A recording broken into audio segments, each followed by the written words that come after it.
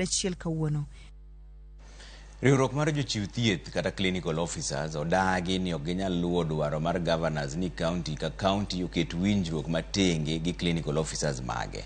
E ng'anyo margi giwacho ni jochiw thieth duto onego tii kaluwore kod chike matayo kanyakla, to mano inyalo mana tim ka okalo kuom winjruok gi sirikal mamalo kod mago mag counties. Jochiw thieth go bende noyango ni ng'anyo margi pod dhi nyime nyaka winj dwach gi 10 e yo makare.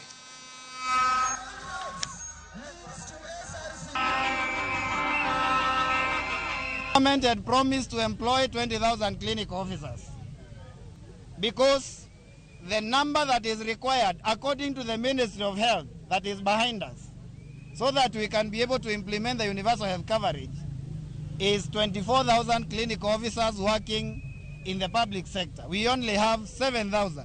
So we actually have a shortage of 17,000. None of our issues have been resolved so far. We are on the strike legally and well protected. We are not visitors in Kenya, and we are not willing to go down without realizing what we are pushing for. In any case, if you listen to what the chair has highlighted, our push is about a proper investment in the health sector, where we can have government investing money enough to ensure that we can hire the staff we need to realize UHC. Dual mar gavanas oyango ni